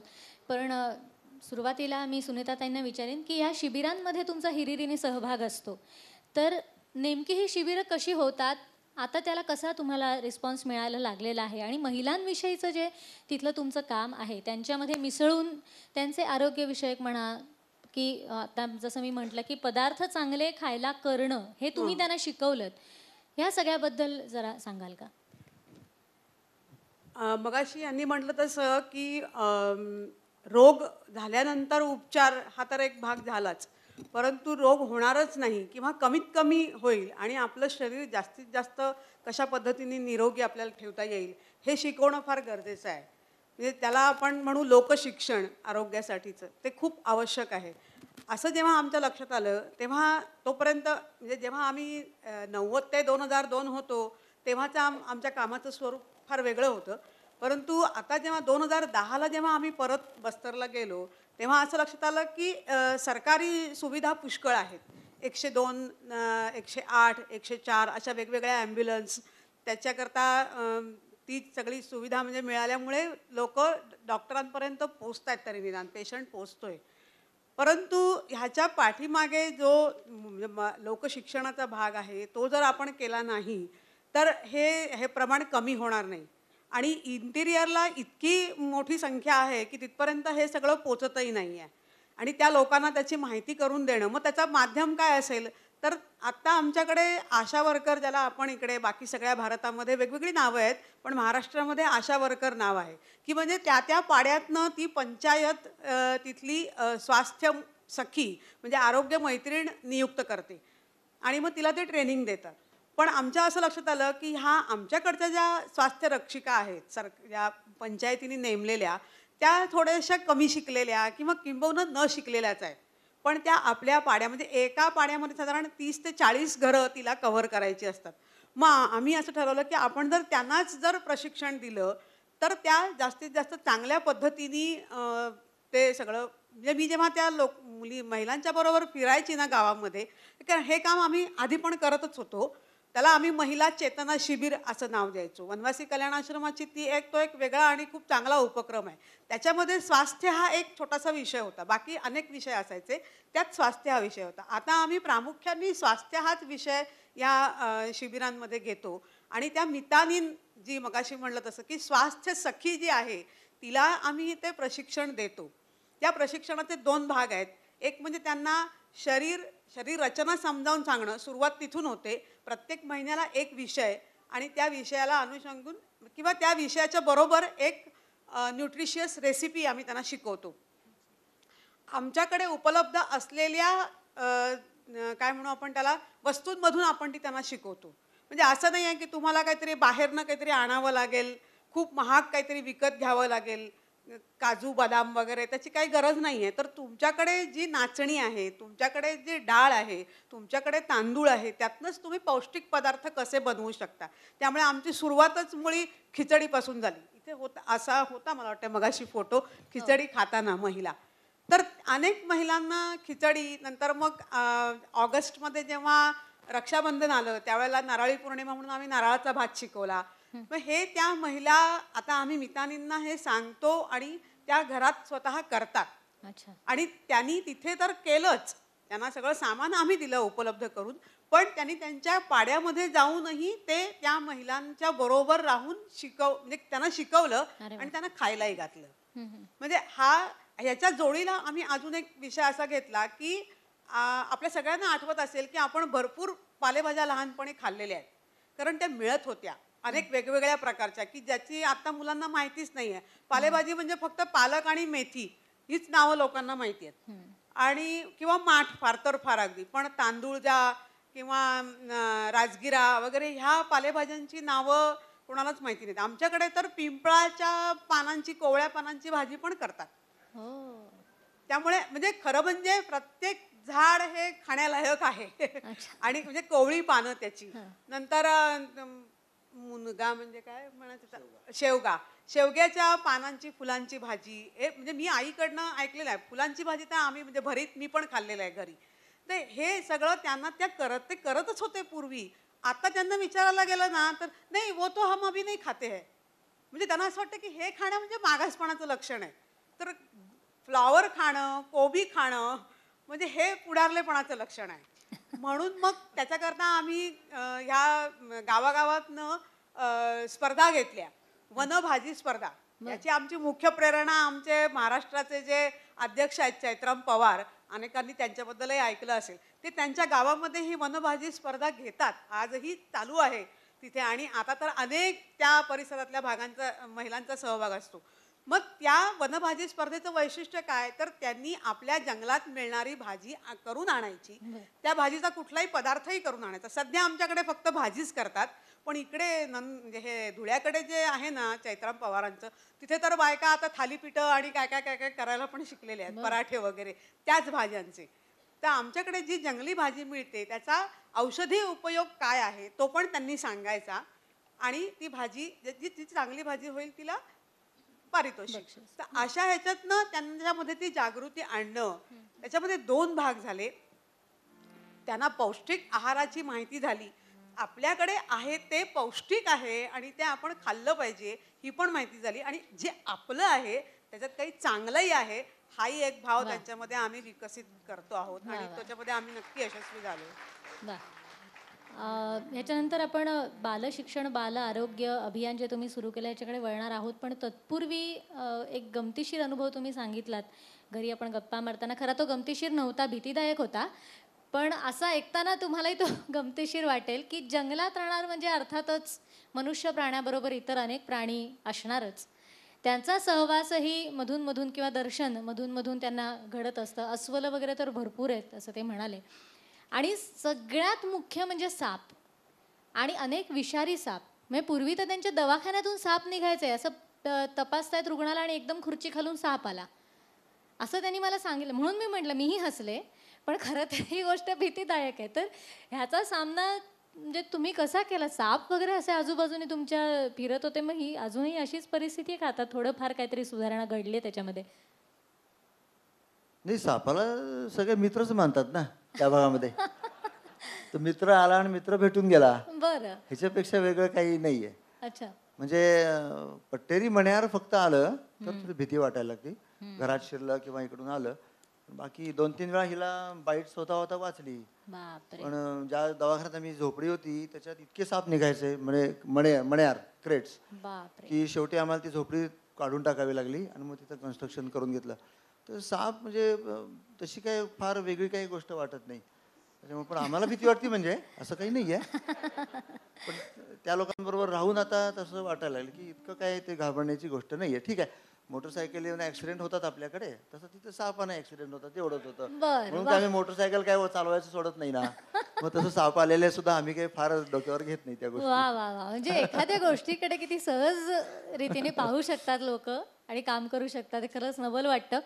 तर या वृक्षवल्लीचं गाणं मला वाटतं आपण ऐकूया. तुकोबांनी जे म्हटलेलं, वृक्षवल्ली आम्हा सोयरी वनचरे, पक्षीही सुस्वरे आळवीती. म्हणजे ते प्राणी त्यांचे मित्र आहेत आणि तिथली माणसं आदिवासी तर त्यांचे मित्र आहेतच. तुकोबांकडे वळूया. तर आपल्याला थोडंसं धावत पुढे जायचं आहे, कारण थोडक्यात बरंच काही अजून तुमच्यापर्यंत पोचवायचं आहे. एक 10 ते 15 मिनटं या मध्यंतरापूर्वीच्या भागातली आहेत, त्याच्यानंतर प्रकाशन अजून आपलं होणं बाकी आहे पुस्तकाचं. तर बालशिक्षण आणि बाल आरोग्य अभियान याच्याविषयी आपण बोलत होतो, आणि ते सांगताना तुम्ही एक घरी मला आठवण सांगितलीत की एका मुलीकडे बघून तुम्हाला या अभियानाची कल्पना सुचली आणि तुम्ही राबवलीत. तर ती आठवण काय तुमची आहे? हा, अरणपूर म्हणून एक भाग आहे, दंतेवाड्याचा दक्षिण भाग, आणि त्या ठिकाणी काही आदिवासी पेशंट आपल्यापाशी कॅम्पमध्ये आले होते. त्यांचं 2D इको कार्डिओग्राफी करायची होती, आणि आम्ही फक्त 2 रुपयात 2D इको करून देतो त्यांना दंतेवाड्याच्या जिल्हा हॉस्पिटलमध्ये. कमाल आहे. तर त्याच्यासाठी मी तिथं पोचलो, पण मला एवढं प्लॅनिंग करावं लागलं की आदल्या दिवशी 60 किलोमीटर मी मोटरसायकलने गेलो, हलबाराच्या आश्रमात राहिलो, सकाळी उठून मी तिथं पोचलो. पण तिथं गेल्यावर तो जो ज्या माणसासाठी मी गेलो होतो तो कुठेतरी शाळेमध्ये स्वयंपाक बनवायला गेला होता. तो म्हणे वो पिया है, अभी थोडा देर के बाद आएगा. मग त्याची आई, त्याची बायको आली. तर ती बायको, सकाळी 7 वाजता मी त्या गावात पोचलो होतो, 2 CRPF कॅम्प ओलांडून, आपली आयडेंटिटी सांगून सगळं करून. Highly sensitive, highly risky area आहे, त्यामुळं मनाची तयारीनंच गेलो होतो. तिथं जाऊन पोचल्यावर त्या माणसाची बायको दारू पिऊन समोर आली आणि मग ती काय बोलायला लागली. मी आपला तिथं बसलो, बाकी बस्तीवाले सगळे गोळा झाले. अरे वो तो कोई डॉक्टर आया है और वो उसको बुला रहा है, ये कर रहा है. क्या पिलेला है. मी म्हणलं अब क्या करेंगे, मैं वापस जाऊँगा. नहीं, बस्ती वाले बोले नहीं, आपको चाय बना देंगे, ऐसा नहीं जाना है. तर ठीक है, बैठा मैं. तर एक अब चाय कौन बनाएगा, माँ पिता दोनों शराब पिए है, कुछ का पता नहीं घर में. तो चाय कौन बनाएगा? तो बोले एक लड़की बनाएगी. तो ते लड़की एक मुलगी आली 6-7 वर्षाची, 7-8 वर्षाची मुलगी असेल. लाल रंगाचे कपडे, केस पिंजारलेले, सगळं अंग अस्वच्छ. ती उठली असेल फक्त झोपेतून काय असेल ते. तर तिनं तो प्लेटमधनं मला चहा आणून दिला, बिस्किटाचा एक पुडा दिला, पाणी आणून दिलं. आणि ती मुलगी सकाळी मला तिनं ते सगळं दिलं. मी बरोबर एक जण मुलगा गेला होता, दोघांना आम्ही. त्या मुलीकडे बघितल्यावर माझ्या डोक्यात एकदम हे आलं की अरे बड़े लोगों को छोड़ो, ये जो बच्चे हैं ये हमारे लिए भगवान है. आज से हमारा कार्यक्रम जो चलेगा बाल आरोग्य अभियान. तेव्हापासून आम्ही सगळे मेडिकल कॅम्प आहेत ते बाल आरोग्य अभियान नावाखाली सुरू केले आम्ही. एक इंटिरियरला एक गाव होतं, त्या ठिकाणी मी मुर्गा लढाई असती. ते मुर्गा लढाई त्यांचं कॉमनच असतं, दर बाजारला मुर्गा लढाई असती. मुर्गा लढाईच्या नंतर गुटख्याची पाकिटं पडलेली असतात, तर ते त्याच्याबद्दल अवेअरनेस आणावा म्हणून मी ती पाकिटं गोळा करायला एका बाजारामध्ये गेलो. आदल्या दिवशी शाळेमध्ये शिकवायला गेलो होतो. ती मुलीने मला बघितलं, सर आप गुटखा खाते हो क्या? बोला हाँ खाता हूँ. तो तभी तो यहाँ इकट्ठा करने आए हैं. हाँ इकट्ठा करने आया हूँ. तो आपको कैसा लगा? खाना चाहिए कि नहीं खाना चाहिए? नहीं गलत है लेकिन वो आप खाते हैं, सब लोग खाते हैं तो क्या करेंगे? बोला आप भी खाते हो क्या? नहीं हम लोग नहीं खाते. तो आप लोग बच्चे नहीं खाते हैं ना? नहीं खाते. मग ती रस्त्यावर अशी ती पाकिटं मी ठेवली आणि त्या मुलीला समजावत होतं. तेवढा तर गुराखी सगळी गाई चालणारी सगळी मुलं, ती 7-8 मुलं गोळा झाली. आणि मग तिथं त्या एकाला मी विचारायला लागल्यावर त्या मुलीने सांगितलं की हा जो मुलगा आहे त्याचं वय वर्ष 5, हा गुटखा खाता है. ये गुटखा खाता है? कितना गुटखा खाता है? नहीं मैं नहीं खाता हूँ, मैं नहीं खाता हूँ. खाता है मुझे मालूम है. मग त्याला विचारलं, चौकशी केल्यावर 5-6 वर्षाचा मुलगा 3 गुटख्याची पाकिटं खातो. मग मी म्हटलं की हा सुद्धा एक विषय आहे. म्हणून लहान मुलांचं आरोग्य, लहान मुलांचं शिक्षण ह्याच्यासारखी देवाची पूजा अजून दुसरी कुठली नाही. त्यामुळे आम्ही बाल आरोग्य बाल अभियान ह्याच्यावर आम्ही सध्या भर देतो सगळ्या ठिकाणी. आणि आम्ही मुलांनाच आणायला लावतो. मोठ्या मुलं तुम्ही आप आएंगे तो आपको दवाई मिलेगी, लेकिन आपको बच्चों को लाना है. वैसे नहीं लाएंगे तो वैसा लाएंगे. तो अभी एक कैंप हम लोगों ने जो किया उसमें 100 बच्चे लाए थे. बच्चों को ही जांच करके ठीक करना है. बरोबर. आणि हे सगळं ऐकताना अजूनही एक गोष्ट, या सगळ्या संकटांबरोबर अजूनही एक समस्या तिथली म्हणजे औषधांच्या दुकानात अवैध काही गोष्टी चालायच्या ज्या उघडकीला आल्या की तिथे ते स्वतःच औषधं द्यायचे, म्हणजे डॉक्टरांकडे पाठवायचेच नाही. मेडिकलचं काय काम असतं शॉपचं की प्रिस्क्रिप्शनवरून औषधं द्यायची, तर त्या व्यतिरिक्तही काही गोष्टी चालायच्या, तर त्या प्रकाराबद्दल काय तुम्ही सांगा? तो एवढा मोठा आणि एवढा भयंकर विषय आहे तो सगळा की मेडिकल स्टोअरमध्ये जाऊन इंजेक्शन मारून 150 रुपये द्यायचे म्हणजे आपण डॉक्टरकडे जाऊन आलो, ही त्यांच्या डोक्यात पक्की कल्पना आहे. त्याच्या पलीकडे डॉक्टरचं माहीत नाही. म्हणजे एका पेशंटला मी घेऊन गेलो, म्हटलं अरे आपको कान को पूरा ये आपको जांच करनी थी और ऑडियोमेट्री करनी थी, सब करनी थी, तो आप लेके चलो, मैं आपके साथ चलो. तो सब करके आने के बाद वो क्या बोल रहा है, म्हटलं इतके दिवस झाला आम्ही बारसूरला असतो, तो 20 वर्ष झाली तुझा हा कानाचा प्रॉब्लेम चालला आहे, तसाच बसलायस तू. बोले हमको कान का कोई डॉक्टर होता है मालूम ही नहीं ना, हम तो मेडिकल स्टोर में जाके इंजेक्शन लगाते हैं. तो डायक्लोफेनेकच्या इंजेक्शनमुळे अनेक आदिवासींच्या किडनीज खराब व्हायला लागलेल्या आहेत. आणि आदिवासींमध्ये आता आम्ही जे मेडिकल कॅम्प घेतो त्याच्यामध्ये हायपरटेन्शन, डायबिटीस आणि कार्डियक म्हणजे हे आपला हार्ट अटॅक ह्याच्यासुद्धा अनेक केसेस आहेत. त्या कशामुळे आल्या तर ह्यांच्यात कॅल्शियम आणि आयर्नची कायमच कमी असते. कॅल्शियम नाही त्यांच्या आहारामध्ये, मल्टीव्हिटॅमिनची कमी आहेच. त्यामुळे तर मेंदूल नोयता म्हणजे सगळं शरीर दुखतं त्यांचं. ते कंबर दुखणं आणि शरीर दुखण्याच्या हजारो केसेस येतात आणि मग ते डायक्लोफेनाचे इंजेक्शन आणि गोळ्या घेऊन जातात. म्हणून मग आम्ही त्यांना सांगतो की नाही तुम्ही हे औषधं घ्या, आम्ही देतो ही गोळी औषध घ्या आणि इंजेक्शन अजिबात लावायचं नाही, आपण त्यांना शिकवतो. तर प्रत्येक आदिवासींच्या ह्या आरोग्याच्या प्रश्नासाठी एकच उत्तर आहे, आरोग्य रक्षक. गावातला मुलगा आणि मुलगी त्याला ट्रेनिंग देऊन आपण त्यांना ते शिकवलं पाहिजे की गावातल्या लोकांना तुम्ही मार्ग दाखवा प्रत्येक आजाराच्या मध्ये. तर ते तर काय करणार, डॉक्टर तुम्हाला लिहून देतात ते औषधं आणावी लागतात. आपण हे सगळं मोडून काढतो. आपल्या मेडिकल कॅम्पमध्ये आम्ही रायपूरून मेडिसिन घेऊन जातो आणि सगळं मेडिसिन आपण फ्री ऑफ चार्ज देतो. मात्र आपण हिमोग्लोबिन, हिमॅटोक्रिट, ब्लड शुगर, ECG ह्या सगळ्याची आपण त्यांच्याकडनं 25% रक्कम घेतो. आणि बाकी तपासणी आणि मेडिसिन आणि पेशंटला कुठेही घेऊन जायचं हे सगळ्याचा खर्च आपण काही त्यांच्याकडनं घेत नाही. तो आपली संस्थाच बेअर करतो आपण ते सगळ्या गोष्टी. तुम्ही ज्या भागात काम करता तिथे अजून एक महत्त्वाची समस्या म्हणजे नक्षलवाद. तर त्याचा तुम्हाला थेट कधी त्रास होतो का? म्हणजे नक्षलवादी या एका संघटनेविषयी तुम्ही काय सांगाल आम्हाला? कारण तुम्ही त्यांना बघितलंही असेल, त्यांच्याबरोबर कदाचित बोललाही असाल. त्यांचा त्रास तुम्हाला होतो? नाही, एकतर त्रास होत नाही आणि झाला तर कोणी सांगणारही नाही. अच्छा.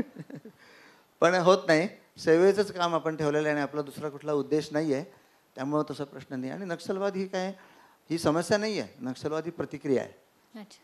आम्ही दुर्लक्ष केलं आहे आणि त्यांना जो आम्ही वागणूक दिली आहे त्याची ती प्रतिक्रिया आहे. आता तो मार्ग वेगळा आहे, वेगळ्या प्रकारचा मार्ग आहे, आपल्याला पटो न पटो अलग प्रकारचा आहे आणि त्याचं सगळं हे विषय वेगळे आहेत. पण ती एक रिॲक्शन आहे आणि त्या प्रकारचं शोषण किंवा अवमानना जो प्रकार आहे तो हजारो वर्ष चालू राहिलेला आहे. त्याची प्रतिक्रिया कुठल्या ना कुठल्या रूपात येणारच. ती प्रतिक्रिया कमी करायची असेल तर प्रेम आणि सेवा याच्याशिवाय दुसरा कुठलाही मार्ग उपलब्ध आहे असं मला वाटत नाही. वा वा. तोच एक मार्ग आहे आणि त्याच मार्गाने आपण गेलं पाहिजे. म्हणजे समर्थांचं एक वचन त्याच्या बाबतीत मला फार मजेशीर वाटतं. म्हणजे या मुलीला जेव्हा मी बघायला गेलो, त्या मुलीचं सगळं ती दृश्य बघितलं, त्या मुलीनं मला सकाळी एवढं चांगलं स्वागत केलेलं.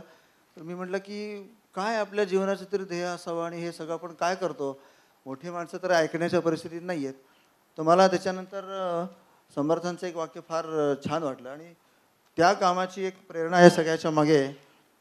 समर्थांनी एका ठिकाणी असं म्हटलं आहे, जिणे हे 2 दिवसांचे, पाहता शाश्वत कायचे. शरीर संपत्ती काही न राहे, सावध होऊनी पाहे. कित्येक होते कित्येक जाते, इथे कोण राहते. इथपर्यंत सगळं समर्थांनी नकारात्मक बोललेलं आहे. पुढं ते म्हणतात, दास म्हणे सत्कीर्ती करावी, सृष्टी सुखेची भरावी. वा. ती सृष्टी सुखेची भरावी हे माझ्या डोक्यात पक्कं बसलं की ही आदिवासी मुलं आहेत, ह्यांची जी जीवन आहे हे आम्ही सुखी बनवलं पाहिजे. ह्याच्यासारखी देशसेवा आणि ह्याच्यासारखी देवाची पूजा दुसरी कुठली नाही आणि ह्या मुलांसाठी आम्ही जगलो पाहिजे. वा. यानंतर आत्तापर्यंत आपण सगळ्या या आदिवासी समाजाबद्दल बोलतो. या आदिवासी समाजाचं काही प्रमाणात चित्रण ज्या चित्रपटामध्ये झालेलं आहे, जैत रे जैत, त्यातल्या गाण्या. शेवटचे धावते 1-2 प्रश्न. आज कार्यक्रम संपायला थोडासा उशीर होणार आहे, मी तुम्हाला आधीच सांगते. कारण इतक्या गोष्टी आहेत त्या आत्ता तसंही मला नाही पुऱ्या पण पडू शकणार होत्या सगळ्या तुमच्यापर्यंत पोचवायला. तरीसुद्धा अगदी शेवटचा महत्त्वाचा असा प्रश्न की इतकी वर्ष तुम्ही तिथे आहात, जरी 2002मध्ये तुम्ही घरच्यांच्या हट्टामुळे इथे आलात आणि केवळ त्यांना बरं वाटावं म्हणून महाराष्ट्रात राहिलात, तेही कुठे तर विक्रमगडला जाऊन. म्हणजे केवळ तुम्ही महाराष्ट्रात आहात एवढाच काय तो दिलासा तुमच्या घरच्यांना. पण तुम्ही तिकडे विक्रमगडलाही जाऊन कार्य केलं, तिकडे तुमच्या केंद्रावर. पण पुन्हा एकदा जसं तुम्ही मगाशी म्हणालात की बस्तरलाच तुम्हाला घेऊन जायचे सगळे रस्ते पुन्हा खुले होतात आणि तसे झाले. 2010 साली तुम्ही पुन्हा तिकडे गेलात. या सगळ्या कालावधीत तिथे नक्कीच फरक पडला असेल. म्हणजे वीज वगैरे या गोष्टी आधीपासून होत्या. सोलारमध्ये तुम्ही बरंच काम केलेत आणि रॉकेल जे सारखं त्यांना घ्यायला लागायचं त्याच्याऐवजी आता तिथली लोकं सोलार एनर्जीमुळे खूप सुखी झालेली आहेत. रॉकेलच्यासाठी लांब लांब रांगा ज्या लावायला लागायच्या त्या अनेक महिने ते सांगतात आता आम्ही रॉकेल घेतलेलंच नाही आहे. इथपर्यंत त्यांची मजल आलेली आहे डॉक्टर सरांमुळे. शाळांमध्ये त्यांनी विज्ञान गणित ह्याचे अभिनव प्रयोग त्या मुलांकडनं करून घेतात. गणित भूगोल हे विषय ते अत्यंत आनंददायी वाटतील अशा पद्धतीने, त्याच्यात रस मुलांना निर्माण होईल अशा पद्धतीने तुम्ही शिकवता. हे सगळं त्यांच्याकडनं खरं तर आपण ऐकलं पाहिजे. पण मी केवळ एक धावता आढावा घेते जे जे मुद्दे महत्त्वाचे मला कळले त्यांच्याबद्दल. तर शेवटच्या एका महत्त्वाच्या मुद्द्याकडे आता मी येणार आहे. तर या सगळ्या कार्यात तुम्हाला खंदे शिलेदार मिळाले, तुमच्याबरोबर काम करणारी काही तरुण मंडळी तुम्हाला येऊन मिळाली की ते तिथे येतात, काही महिने तिथे राहतात, तिथल्या कामाचा अनुभव घेतात आणि त्यातले काही तर मग तिथलेच होतात. इतके ते त्या कामाच्या प्रेमात पडतात. तर या तरुणांविषयी काय सांगाल? म्हणजे त्याची नावंसुद्धा आहेत की कौस्तुभ देशपांडे आहे किंवा प्रणित सिन्हा आहे, ज्योती पटाले आहे, गौरी वझे आहे नाशिकची आहारतज्ञ. ही सगळी मंडळी तिकडे गेली, त्यांच्याबरोबर काम केलं, काही तिथलीच झाली आणि काही त्यांच्याशी जोडली गेली कायमची. तर या तरुणांविषयी आणि सर्वसामान्य नागरिकांकडून तुम्हाला काय अपेक्षा आहेत, कशा पद्धतीचं कॉन्ट्रीब्युशन ते देऊ शकतात, याबद्दल तुम्ही सांगाल का? तरुण मुलं खूप जोडली जातात. तिथली परिस्थिती बघितल्यावर तिथून आपण कोणी आलात आणि तिथं येऊन बघितलं प्रत्यक्ष की प्रत्येकाला लक्षात येतं की हे काम व्हायला पाहिजे, करायलाच पाहिजे. तो मोठी आशा आहे की तरुण मुलं खूप येतात त्या ठिकाणी. इतकंच नाही, एक आदिवासी मुलगा आमच्यापाशी, एक चितूराम म्हणून नवीन एक मुलगा आलेला आहे, आणि या नाशिकच्या सगळी मुलं आली. तर गौरीला मी म्हटलं, गौरी आज तो उन लोगों का बंद है, आज तो कोरकोठी में नहीं जा सकते आप. क्यों होता है सर, मैं जाऊंगी. अरे तुझे आई वडील काय सांगतील, तुझ्या आईवडिलांनी जबाबदारीनं पाठवला है, काय तू क्या. नहीं नहीं सर, वो हम लोग जाएंगे, एक आदिवासी लड़की को लेके जाएंगे. तो गौरी जाके आती है, सब घूम भी आती है. अबूझमाड़ में भी गौरी जाके आई. वो जो बाकी जो लड़के हैं वो अबूझमाड़ में घूम के आते हैं. अबूझमाड़ में टच करना ये भी एक हिम्मत की बात है, लेकिन वो अंदर जाके गाँव में घूम के भी आते हैं. तर तरुणांची खूपच जबरदस्त हे आहे, साथ आहे. आणि मुलं येतात सगळ्यांना समजतं की परिस्थिती काय आहे. आपण टी व्हीमध्ये बघतो, इकडं बघतो, सगळीकडं बघतो, सर्वांना समजतं ही परिस्थिती काय आहे आणि याचं सोल्युशन काय आहे.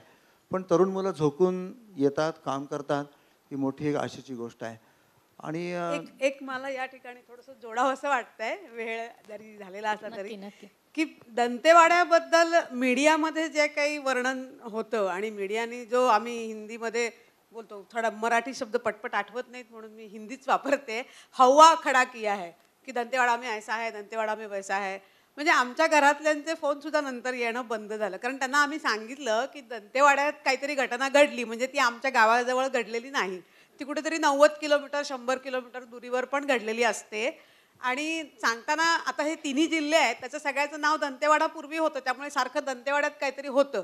मग जेव्हा आता ही तृप्ती गाताडे म्हणून एक ज्ञानप्रबोधिनीची माझी विद्यार्थिनी, ती आता कॉम्प्युटर सॉफ्टवेअरमध्ये कंपनीमध्ये नोकरीला आहे, ती जेव्हा आली होती आमच्याकडे विज्ञान विषयक काही प्रयोग शिकवायला मुलांना, त्यावेळेला ती म्हणाली की मी जिच्याबरोबर येणार होते तिचं अचानक कॅन्सल झालं. मग घरातले सगळे म्हणायला लागले, हिला पण वाटायला लागलं बापरे मी एकटी कशी काय जाऊ, काय करू काय नाही. ती म्हणाली नाही, आता ठरवलं तर जायचं. आल्यानंतर ती म्हणाली, अरे काहीच नाही आहे इथे, उगीच आमच्याकडे भीती निर्माण केली आहे. म्हटलं तसंच आहे, तुम्ही येत राहा असे कोणी ना कोणीतरी, तर बाकीच्या समाजामध्ये त्याच्याबद्दल जागृती निर्माण होईल आणि तरुणांनाही तो एक संदेश जाईल की आपण अशा प्रकारे गेलं पाहिजे. म्हणजे मी तरी या निमित्ताने एक आवाहन करते की आपण म्हणजे आपली नातवंड इथे आलेले आहेत, त्यांची मुलं नातवंड ह्या सगळ्यांना आपण आठवणीने असं म्हटलं पाहिजे की त्यांनी आयुष्याचा म्हणजे वर्षातला 1-2 महिने किंवा आयुष्यातली काही वर्ष तरी अशा प्रकारच्या कामासाठी नक्की दिली पाहिजेत. आणि त्यातूनच त्यांना आपला समाज कळणार आहे आणि त्यातूनच त्यांचं जीवनसुद्धा खरं म्हणजे घडणार आहे असं मला वाटतं. वा. यानंतर आपण या सगळ्या कलाकारांची ओळख करून घेऊया आणि त्याच्यासाठी मी आपल्या या कार्यक्रमांच्या शृंखलेचे प्रायोजक जे आहेत दांडेकर फर्निचर्स, त्याचे श्रीयुत विवेक दांडेकर आणि श्रीयुत विनय दांडेकर या दोघांना इथे आमंत्रित करते. या सगळ्या कलाकारांची ओळख तुम्हाला या निमित्ताने मी करून देईन. या कार्यक्रमाचे सहप्रायोजक आहेत पितांबरी, जे नाव घराघरात पोचलेलं आहे, त्याचे श्रीयुत उदय आगाशे इथे उपस्थित आहेत. उदय सरांचं स्वागत. त्याच्यानंतर वास्तव डेव्हलपर्सचे श्रीयुत अजित करंदीकर आहेत. संकेत प्रॉपर्टीजचे श्रीयुत श्रीराम जोशी, ते येऊ शकले नाहीत पण त्यांचा पाठिंबा नेहमीच आम्हाला असतो. तसंच जाई काजळचे श्रीयुत राजेश गाडगीळ आणि दांडेकर इंटिरियर्सचे हे 2 इथे सर्वा उपस्थित आहेतच. आणि LICचे सिनियर बिझनेस असोसिएट श्रीयुत अनंत जोशी हेही इथे उपस्थित आहेत. या सगळ्यांचे मनापासून आभार. सगळ्यात पहिल्यांदा आजचे आपले दोन्ही गायक धनंजय म्हस्कर आणि गायिका विद्या करलगीकर.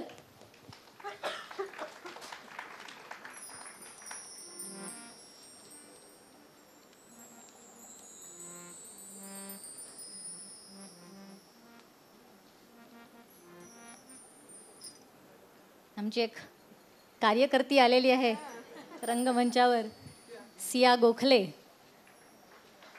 धनंजय म्हस्कर, त्याच्यानंतर विद्या करलगीकर. संवादिनीवर यांना साथ करतायत केदार गोखले.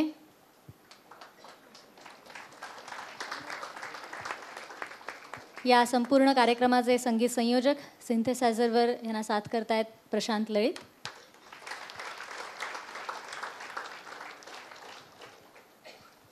यानंतर विनयदादांना विनंती आहे की त्यांनी तालवाद्यांवर जे आहेत त्यांचा सत्कार करावा.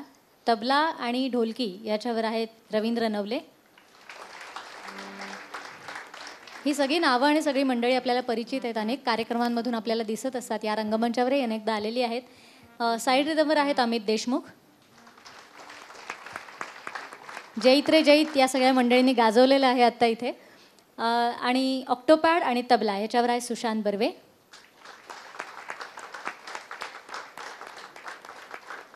आणि आमचा आवाज तुमच्यापर्यंत पोहोचवत आहेत स्वरमंदारचे श्रीयुत यतीश.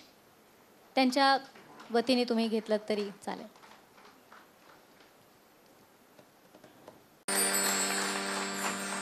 डॉक्टर साहेबांना 1 मिनिट फक्त.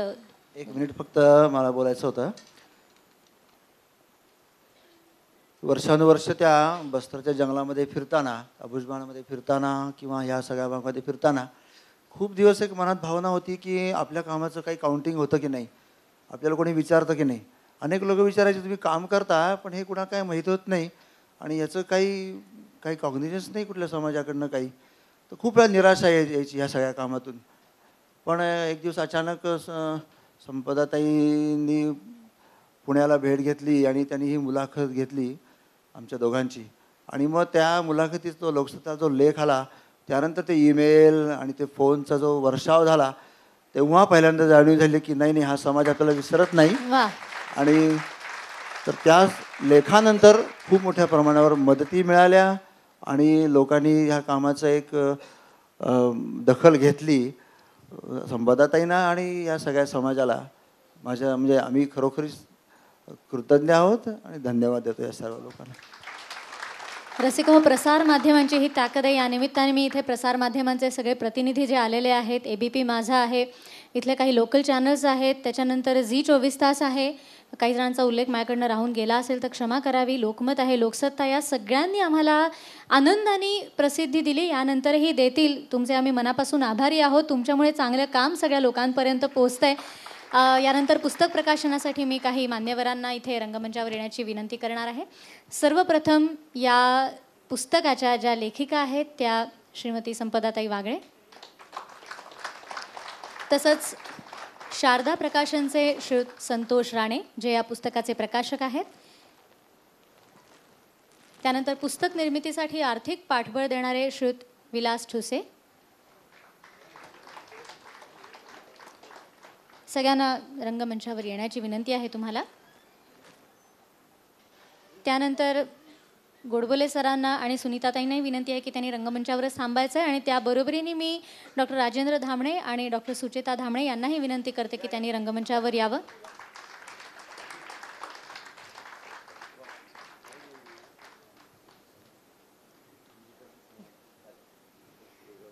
सगळ्या मान्यवरांचं मनःपूर्वक स्वागत. या.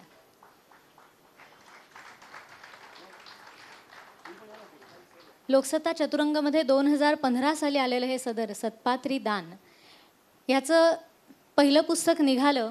त्याबद्दल अर्थातच संपदाताई थोडक्यात आपल्याला सांगणार आहेतच.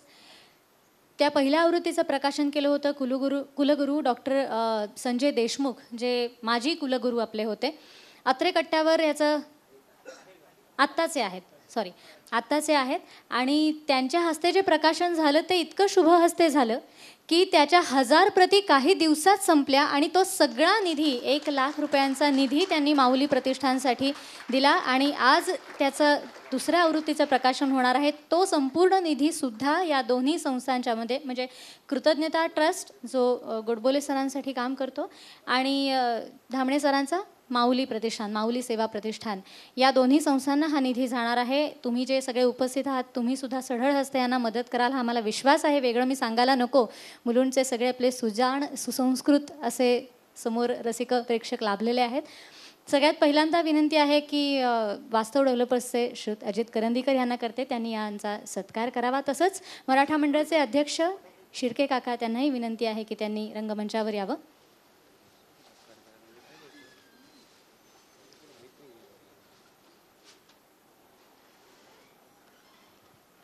सगळ्यात पहिल्यांदा आपण आजचे आपले जे संपदाताई ज्या लेखिका आहेत त्यांचा सत्कार करूया अजित करंदीकर यांच्या हस्ते.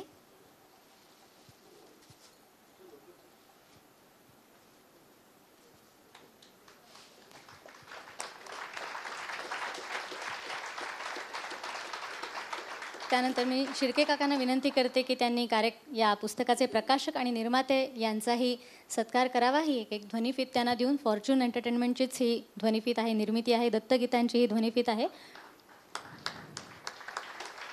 संतोष राणे आणि श्रुतविलास ठुसे या दोघांचंही अभिनंदन. आणि यानंतर आपण या 2 जोडप्यांचाही इथे सत्कार करणार आहोत, पण तत्पूर्वी केवळ 1 मिनिटात तुमचं मनोगत व्यक्त करण्याची मी तुम्हाला विनंती करते. दोघंही काळजीत होते, श्रेयसी आणि केदार, की कार्यक्रमाचं स्वरूप बदललंय, माणसं येतील की नाही.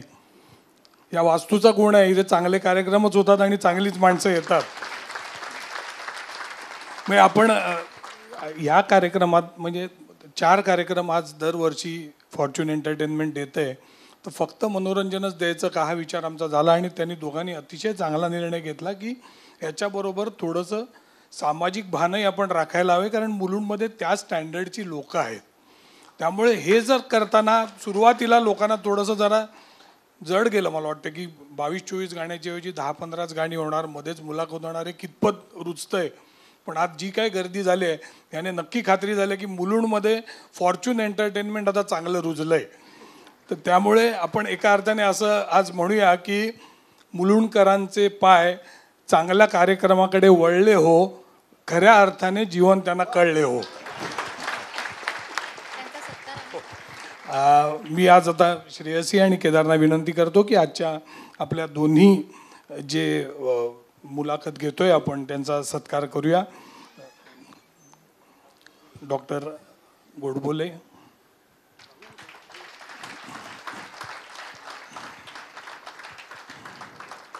आणि प्रत्येकाने एकदा तरी यांच्या कार्याला भेट द्यायचा आपण प्रयत्न करूया.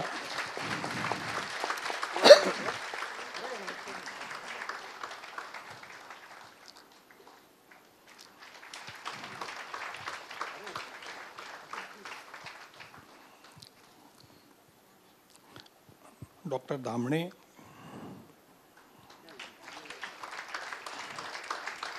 खरोखर पायाच पडायला हवा अशीच देवमाणसंच आहे ती,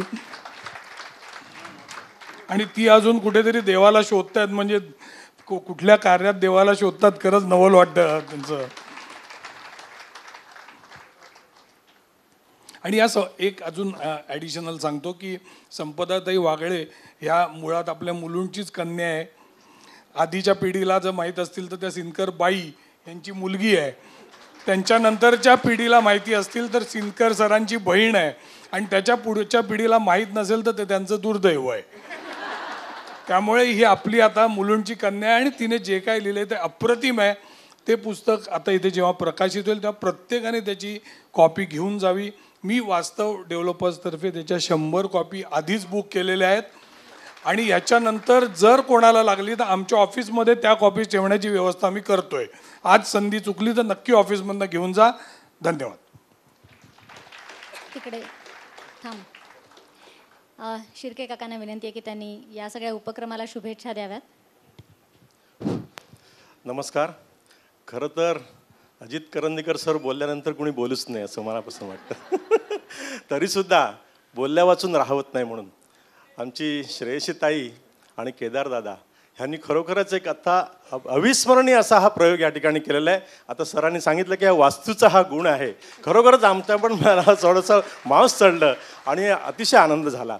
मराठा मंडळाने अशा तऱ्हेच्या कार्यक्रमांना हे व्यासपीठ उपस्थित करून दिलं आणि मग या ताईदादांनी हा चमत्कार या ठिकाणी घडवला. आणि खरोखर मला मनापासून वाटतंय की इथं लिहिलेलं आहे जीवन त्यांना कळले हो, जीवन खरोखर आम्हाला आज कळलं हो असं मनापासून वाटतंय. धन्यवाद. म्हणजे आपला जुलैमधला कार्यक्रम फिक्स आहे असं मी तुम्हाला विनंती आहे की तसंच मी पितांबरीचे श्रुत उदय आगाशे यांनाही इथे रंगमंचावर येण्याची विनंती करते. आणि त्यांच्यासाठी सुद्धा आमच्यातर्फे एक छोटीशी भेट आहे.